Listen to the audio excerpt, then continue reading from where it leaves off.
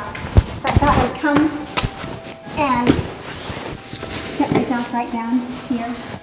And this is what it is. Lots of the channel mammals, all of the channel mammals, have enjoyed what they've learned from the projects, the adventures. They really seem to, you all seem to really just seem to imbibe the whole spirit of the channel. But there's a little part of you, each of you, and I know exactly how you feel, because I'm the same way.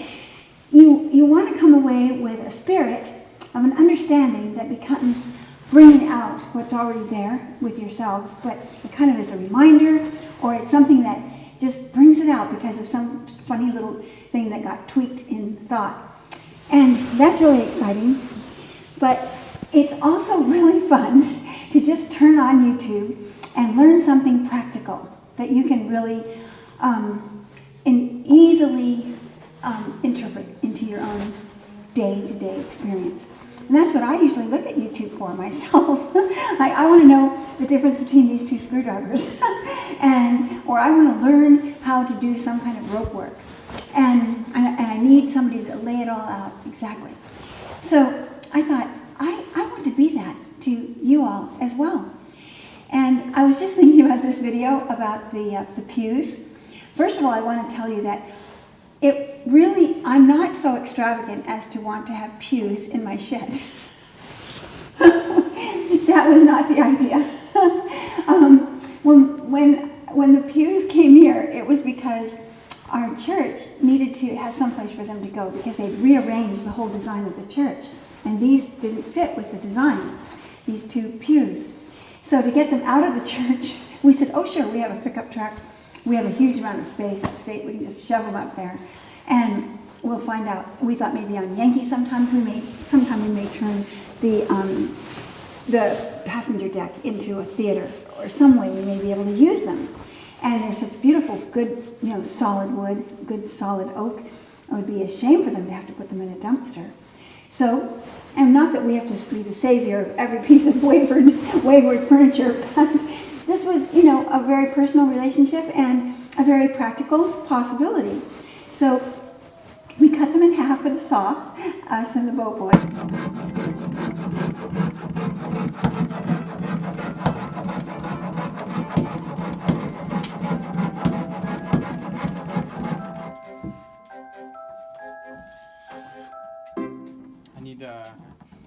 And it worked out quite well. We got them into the truck and brought them here. And for a couple of years, they sat over here near these windows with heavy tarps over them and so forth. But when we started to clear everything out here, and some of you may have seen some of those videos, it was quite a smell of a hess, as my grandfather would put it. And as we uncovered the pews, we thought, gosh, it almost seems like we've done them more harm than good. They're here in this moisture, just kind of in an impractical approach, a way of stacking them, and there wasn't anything under them, and moisture's coming in through the windows, and it just seemed like they were being abused rather than used or somehow protected. And I just had this thought that by using things, they somehow find their place and they continue to serve. It's kind of like people. If they're used and needed, they're there for you. And if they don't have a real foundation and a purpose, they kind of list away, they kind of fall away. And so I just thought, let's put them together, and let's put them together. We have all this space, and at least they'll be standing on their own 3 feet. And we can put wedges underneath to protect them if there was such a thing as a flood coming in of rain or storm or melted snow. And so we did it just for the purpose of treating them better. And then we find that the couple of people that we know will actually come by, and where do they come? They plant themselves right on the pews. When it's time for lunch, we don't just stand somewhere and grab some grapes or something and shove it down our neck. We actually sit down and cut the bread and enjoy the meal. Or we pick up a hymnal and we sing a hymn loud and clear. It's so much fun. And so then I thought, now, you don't have pews to put together. You don't need to make your shed a family room. So how can we translate this into a real form of give and take communication between us?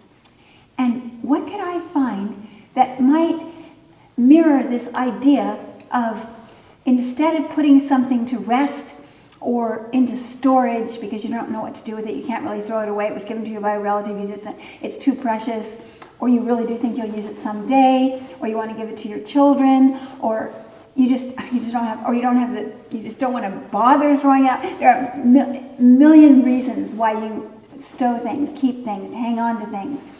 And so I thought, okay, if I was walking up into my attic, it was just an example, and you had a light fixture, it could be a chandelier, it could be just a light fixture, any light fixture, and it's all toppled in a heap, in a hovel, maybe it's missing crystals, whatever, but if you hung it and had it be the light that you turn on when you go up to the attic, I'll bet all of a sudden you'd find a rocking chair and you'd be sitting up there reading.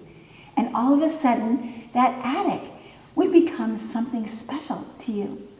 Or I was thinking about how the Shakers hang their chairs on pegs on the walls to keep the floors clear.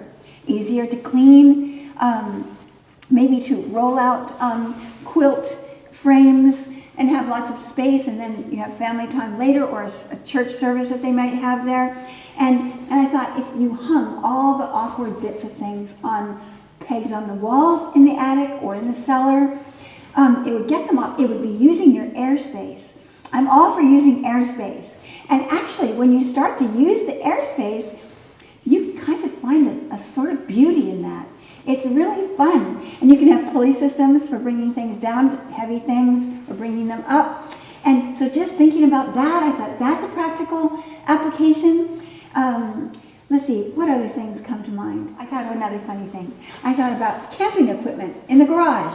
And maybe you go camping every summer, maybe you don't. Maybe you did it once and you hope to do it again, but 5 years have gone by and you haven't ever unrolled those tents or, really had the fun of the camping again because of busy things or moving or whatever has changed. And then you think, wow, we have these little tents and we have a dog, and I just thought of a pup tent. And I thought you could put the pup tent up for the summer and let your dog have a shelter from the rain or from the sun and have his own little cozy niche without having to buy or make a dog house. People don't really necessarily do that. And yet they have a dog that wants to be outside in the garden and yet to have shelter also. And I thought, wouldn't it be fun? Because I can imagine if you had children or grandchildren or great-grandchildren and they wanted to snuggle up to the dog in his little pup tent, they too would feel like they were on a camping trip. Or put up all the tents and all the kiosks and what do they call, whatever, all the different means of shelter in the garden, the mosquito net, whatever, and just enjoy the camping of summer all around you, all the time. I know many people have barbecues, we don't even have that, but just the ways to appreciate what you have and put it to use. And I'm just playing with it. And you all may say, oh, that's not what we mean. But I'm just hoping that one little word might tweak another in another's thought, because that's the way I learn, is through conversation. We're not having a very good conversation, I'm just talking at you, but maybe in your comments, and I hope everybody reads each other's comments, because it's amazing the wealth of wisdom and inspiration that's in those comments. But anyway, that's my some thoughts. Gosh, I know I could think of 1,000 other things, but that's what comes to mind at the moment, hoping that just gives you a little spur and idea of how to bring it home. So, my channel mammals, I'm off to other works, and I'll keep on trying to tie it in to each of our everyday practical needs, because that's most important. It's a friend just told me that a Japanese thinker said that the process is more important than the product. The process is more important. So just the process of living and putting to use, not just the final ideal particular use you thought it was for. All of a sudden your world is turned upside down and everything is used in every way you never thought of, and it expands your thought. It expands your thought in business, in family rearing, in community, in world.